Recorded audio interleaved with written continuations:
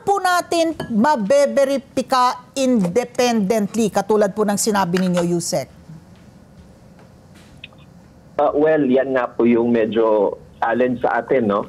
Because itong si Xie Jinping, as you mentioned, is a wanted criminal ng China. Meron po yung Interpol Red Notice and there is a request for extradition to China. So, based din po dito sa natin, sa mga impormasyon na nakarating sa atin, itong si Xie Jinping, no, we have to take his statement with grain of salt. Carefully, no? Take his statement carefully. Oo, kasi alam mo, as you mentioned, he is fighting for extradition. He's fighting the extradition to China. So, pwede niyang sasabihin niya ang lahat, no? Para hindi siya ma-extradite sa China. Kasi ang sabi nga niya doon, and most probably totoo naman to, he is working, baka patayin siya pagdating niya sa PRC, no?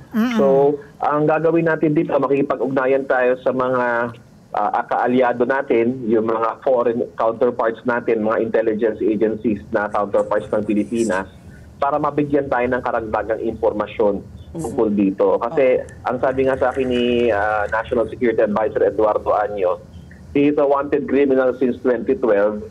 He is the leader of an international crime syndicate. Kaya kailangan nating pag-aralang mabuti. Baka merong tong intelligence operation or disinformation operation para lang hindi siya ma-extradite sa China. So nagtuturo siya ng mga ibang tao, no, ma-internationalize yung issue para hindi nga siya ma-extradite sa China. Oo. I was just wondering, Yusek, kasi he came from the Philippines. No? In fact, sabi nga niya, tinawagan daw siya ni Alice Guo para humingi ng campaign funds and all that.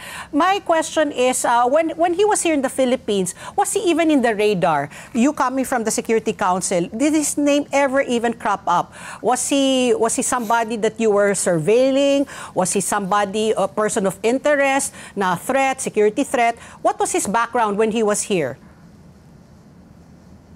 Well, Ma'am Ali, no, for operational security, I cannot disclose po, no? We cannot disclose ongoing operations and even previous operations of our intelligence agencies. Pero what I can say is, itong mga reports na linabas ng Al Jazeera, we're now working with our foreign counterparts para ma-verify ito and validate ito. Kasi these are third-party information na kailangan nating tinang mabuti kasi may implikasyon nga sa ating bansa. It was Pat P who asked you the question, Yusek. Magkaboses lang kami. Sige po, thank you very much. Yusek, also of a particular concern, yung part po ng documentary where he showed, no, yung may video siya that he attended actually the state dinner for Xi Jinping when he was here in the Philippines under another identity, parang Cambodian, under a Cambodian name, yung kanyang invitation. Isipin nyo to get so near to our head of state, ang isang self-confessed nga na spiya, no, ng Chinese Ministry of State Security. Hindi ba nakababahala din yon na yung somebody can assume a different identity and be invited to a state dinner and get close to our head of state? Marami po talagang identity itong si Xie Jinping, no? Marami siyang identities previously he was a Chinese citizen and then nagpalit siya ng citizenship, no? Cambodian citizen siya, and magmula nung naging Cambodian citizen siya, doon siya naging target ng PRC. Kasi lumalabas, there was a warrant of arrest, no? He was convicted by a court sa China noong 2012. Pero kahit meron siyang conviction in 2012, balik-pasok pa rin siya. Nakakapasok at nakakabalik pa rin siya sa China. No? Yun nga yung weird doon eh. And he has different identities. And nakita pa natin na naka-attend siya ng isang state dinner based doon sa Al Jazeera documentary. So, this is really a very interesting guy. And I wouldn't be surprised kung talagang agent siya ng Ministry of State Security ng China.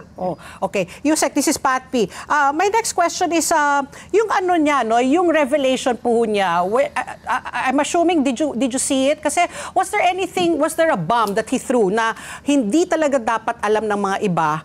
No? Kasi sabi ko kay Ali kanina, I didn't get to see it, but she watched it.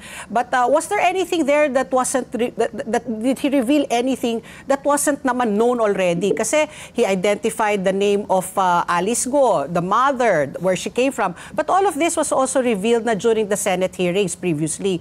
Meron ba kayong nakita na meron siyang bagong pasabog na hindi alam ng karamihan na pwedeng magsabi, nako, meron siyang alam na hindi natin alam? Well, I got to see the video, no? I got to see it, and ang medyo ano kasi doon, if we can call it a revealing, is di umano may dossier siya ng mga MSS agents, no? Na nasa kanyang possession na ipinakita niya sa Al Jazeera. Okay? At ang sinasabi niya, marami pa siyang mga ganun. Marami pa siyang mga informasyon tungkol sa mga MSS agents. No? So parang ano talaga to parang Mission Impossible, di ba? Oo nga na merong mga dossier. Anong tawag doon sa pelikula? Mga dossier, may mga ganun Parang Robert Ludlum ito ng mga ano Oo. Novel ni Robert Ludlum. Anyway, Yusek, ito ang tanong. From the get-go, no? List Doon sa pelikula ni Tom Cruise, ang pangalan nun, The Knock List Listahan ng mga agent naman na Impossible Mission Force. No? In this case naman, si Sejin Yang is claiming na may listahan siya ng mga MSS agents na may dossier doon. Pang pelikula, kaya kami, sa NSA, we really need to investigate and validate this information. Kasi baka mamaya, pakulo lang to ni Xi Jinping para hindi siya ma-extradite to China. Let's get together. Sunnet 25. Sunnet 25.